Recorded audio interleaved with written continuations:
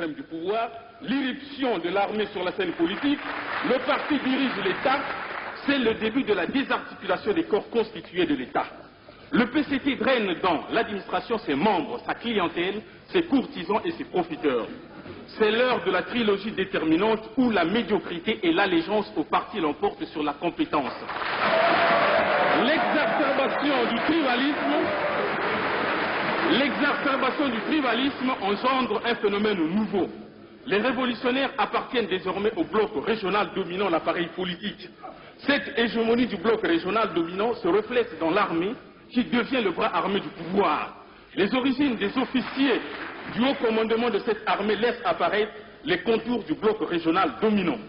On n'est toujours pas sorti de la logique des coups d'État, bien au contraire en mars 1970, Kiganga tente un coup d'État qui se termine dans un bain de sang. Des innocents vont être sommairement exécutés pour s'être retrouvés dans les environs de la radio.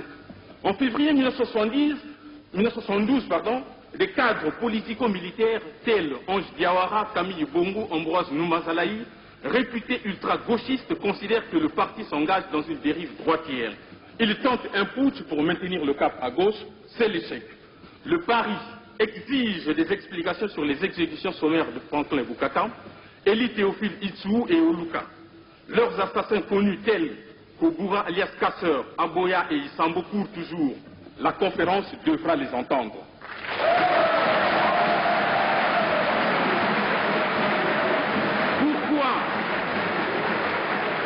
Pourquoi Ange Diawara et ses amis arrêtés au Zaïre, livrés à Ngouabi, sont exécutés et émasculés? La barbarie est poussée à son comble avec l'exhibition macabre des corps au stade omnisport, pompeusement baptisé stade de la Révolution. S'ensuit une hyper-tribalisation du pouvoir au niveau du parti et de l'État. Une épuration sans précédent est menée dans les rangs de l'armée, mettant hors de l'armée de nombreux cadres, techniciens militaires jugés indésirables par le PCT, sous le fallacieux prétexte de l'inconséquence idéologique, des pratiques fétichistes et commerçantes qui existent encore à nos jours.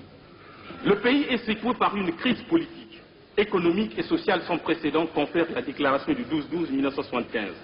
Le PCT est au bout du rouleau. Ngouabi tente une ouverture politique avec le président Alphonse Massamba Deba, devant Ibarra Deni, directeur de la sécurité d'État, et le cardinal Diayenda. Le président Ngouabi est rappelé à l'ordre par le lobby tribaliste en application de la très fameuse maxime de l'APN. Camarade président, si tu avances, nous te suivons. Si tu t'arrêtes, nous te pointons. Si tu recules, nous t'abattons. Pour n'avoir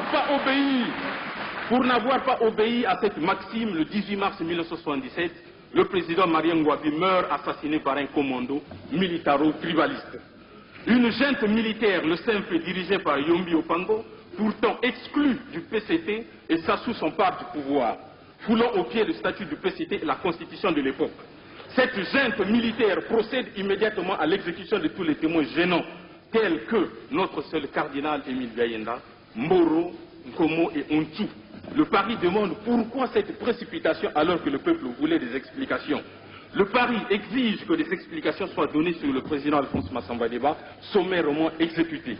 Le pari demande pourquoi les assassins du cardinal Émile Diayenda, Isambo Ouboura alias Casseur, n'ont jamais été inquiétés.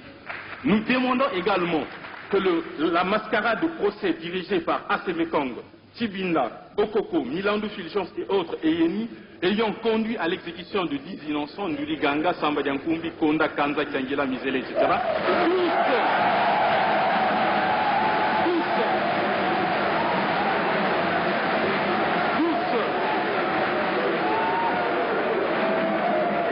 Tous originaires d'une même région soient révisés. En outre, nous aimerions savoir pourquoi Timboalankaya a été exécuté froidement devant sa famille. C'était de la barbarie. Nous interpellons le président du SEMPE, le général Yombi et Sassou, sur tous ces faits qui ont endeuillé notre pays. Qu'on nous dise aussi où sont les tombes de toutes ces victimes de l'intolérance.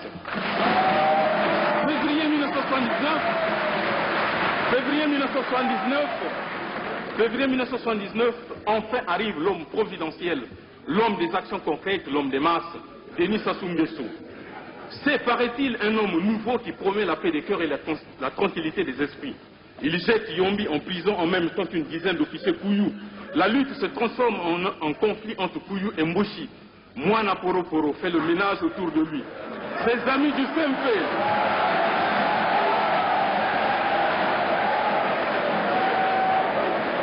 Ces amis du CMP sont mis au placard et remplacés par une cohorte d'intellectuels opportunistes composant la nouvelle vague d'anciens AECistes qui apportent le son nouveau au PCT en pleine déconfiture. Les couillous réagissent et vendent la mèche sur la mort de Ngouabi, de Massamba Deba, du cardinal Émile Diayenda. Anga se réfugie chez lui dans son village. Comme au temps de Diawara, une chasse à l'homme est organisée. À Ouando cette fois-ci. Des villages sont rasés et de nombreuses populations innocentes sont torturées et sommairement exécutées. Sassou et sa toute puissante sécurité d'État écument le pays, espionnent tous les citoyens. Une nouvelle race d'hommes de main fait son apparition. Oba Pierre, Morlende, Garcia le tortionnaire, Golondele acheteur revendeur de missiles font la loi à Brazzaville terrorisé.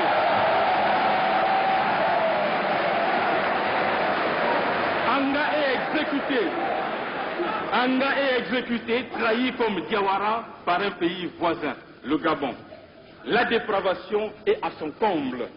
Tour à tour, Sassou Déni, le coureur de jupons sème la délinquance juvénile aussi bien que féminine. Il prend les femmes de ses amis et collaborateurs, alors que le chef par nature devait être un modèle de moralité. Il assassine sans vergogne ses amis aussi bien que ses adversaires. Katali, le commandant Tsuba et Ikonga, ils laissent leur peau. D'autres n'y échappent que de justesse. C'est le cas de Louis-Sylvain Ngoma, du chef d'état-major général Jean-Marie Mokoko, du secrétaire général de la CC Jean-Michel Bokamba Yangouma, etc. Désormais, manger ou boire avec le chef devient une véritable roulette russe. Tout le monde évite de se faire inviter par lui. L'assiette roumaine est partout, entretenant ainsi la psychose collective. Les enlèvements d'enfants non expliqués, les meurtres de toutes sortes défraient la chronique. Bref, l'insécurité est à son comble. L'avion UTA explose en plein vol. De nombreux civils y périssent. Les enquêteurs démontrent que la bombe a été embarquée à Brazzaville. La sécurité d'État de Sassou est mise en cause. Le régime congolais ne réagit pas. Où est la vérité? Sur cette question, les autorités congolaises sont restées muettes.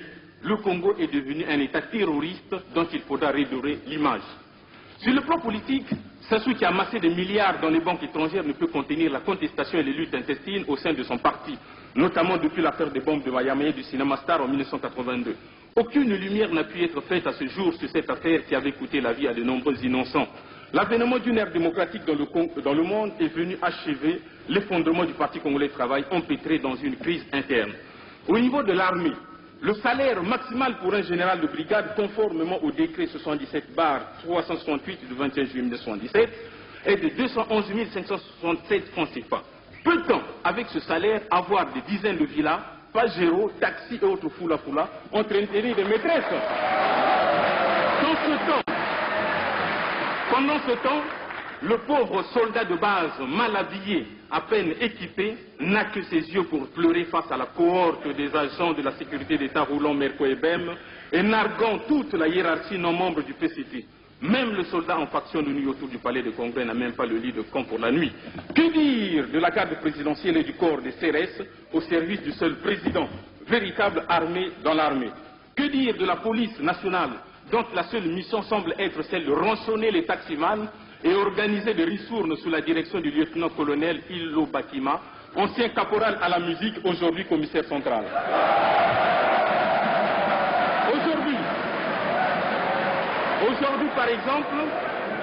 Aujourd'hui, par exemple, sur 35 commandements, corps et attachés militaires confondus, 29 postes sont occupés par des ressortissants de la cuvette. Les 6 postes restants sont occupés respectivement par des ressortissants du Poul, 3 postes, l'Aletoumou, un poste, le Pilou, un poste, l'Ikola, un poste. Des 29 postes occupés par les ressortissants de la cuvette, 7 reviennent à des membres de la proche famille de M. Sassou Nguesso Déni. Que dire de M. Sassou Nguesso, ancien aspirant, officier de réserve, aujourd'hui général de l'armée, en ayant sauté pieds joints les grades de général de brigade, de général de division et de général de corps d'armée. Décidément, comme pour l'obumétrie, l'APN a besoin d'un sérieux nettoyage, d'une restructuration complète. Le pari,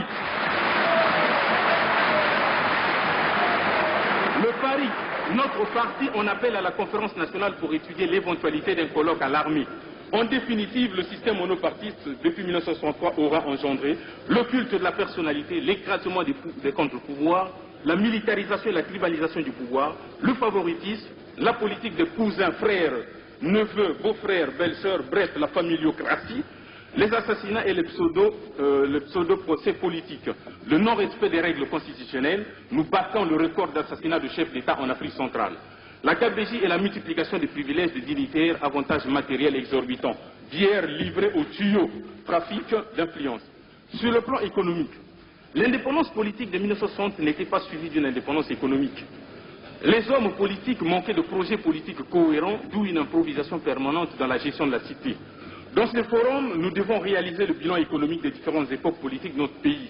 De 60 à 63, sous le régime du président Abbé Loulou, un plan triennal sera mis en place. Le bilan de ce plan ne sera pas fait. Le peuple congolais n'a jamais su combien lui et son équipe avaient volé. Entre 1964 et 1968, un plan intérimaire fut mis en chantier avec un budget qui n'excédait guère 25 milliards par an. Cette période est marquée par une fécondité créative et quelques unités de production aux fabriques naissantes. Le bilan de cette période sera renvoyé au calendrier à cause du putsch du 31 juillet 1968. Les pseudo-marxistes congolais qui arrivent au pouvoir en 1968 se cherchent une base économique et financière, d'où les nationalisations dans tous les secteurs de l'économie du Congo. Après le choc pétrolier de 1973, les gisements pétroliers marginaux deviennent rentables. Le pétrole apporte 21 milliards de francs CFA de plus au Congo. Un plan triennal 115-117 est mis en chantier avec une proclamation solennelle faite de donner du travail à tous les Congolais. L'échec est cuisant. Le régime du président Marien Ngouabi plonge le pays dans un marasme économique généralisé. La bande des anges du CMP qui succède au président Marien Ngouabi mettra en place le biennal 118-119, mais le malade Congo ne sortira pas de son coma profond. À partir de 1979, le président Denis Sassou Nguesso et sa cohorte d'arrivistes et de bouffeurs de pétro-CFA mettront en chantier le programme complémentaire 80-81 et le plan quinquennal 82-86.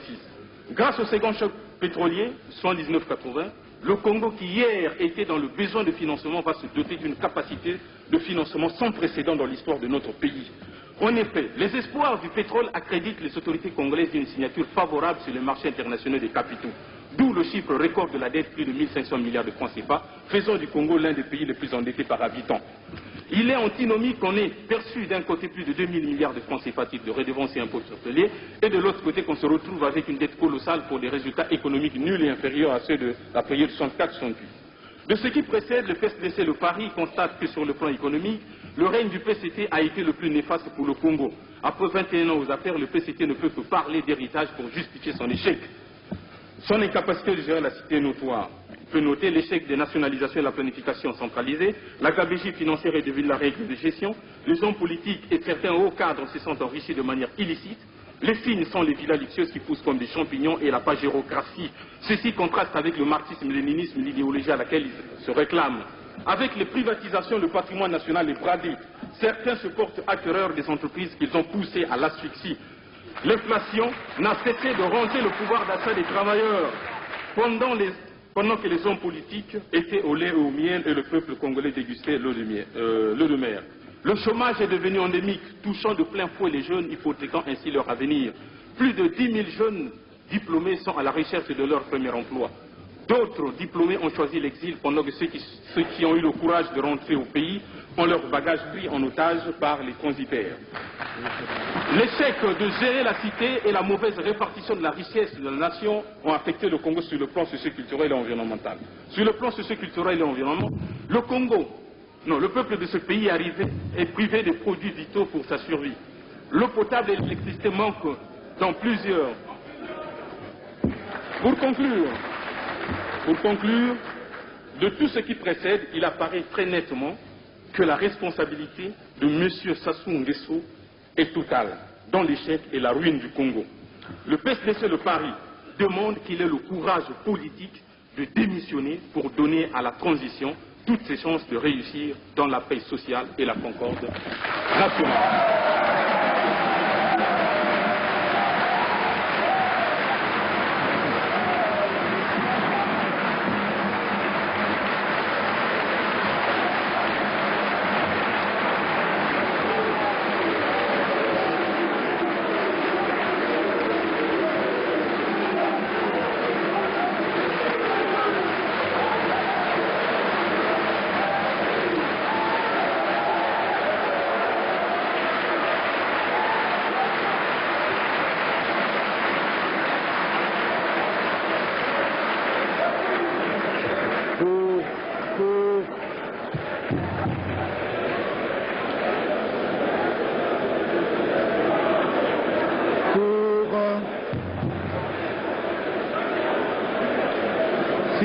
Progrès, alors que se prépare l'Association congolaise du diabète, 2 points d'information de la part de l'Alliance pour la démocratie et le progrès et de la part de la CSC.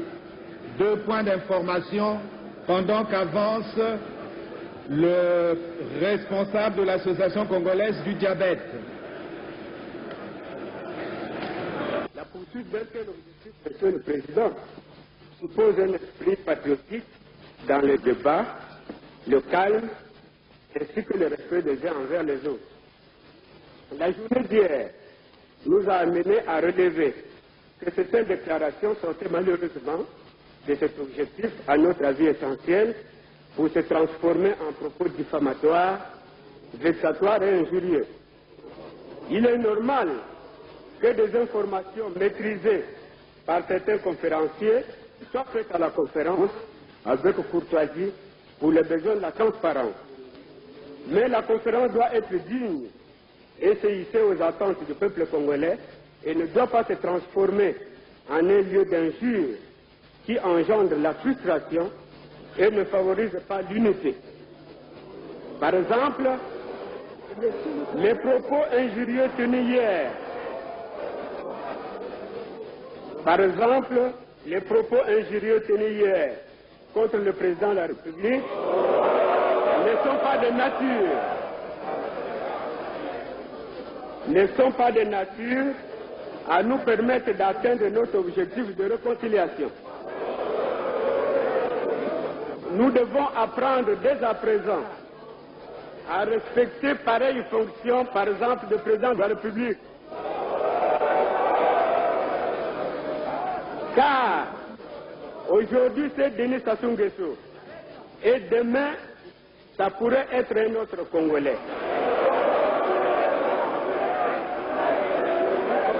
Nous devrions tous le respecter. Nous devrions tous le respecter. Et la démocratie, c'est aussi cela, Monsieur le Président. Voilà ce que nous tenions à dire. Je vous remercie, Monsieur le Président. Ou plus exactement le nouveau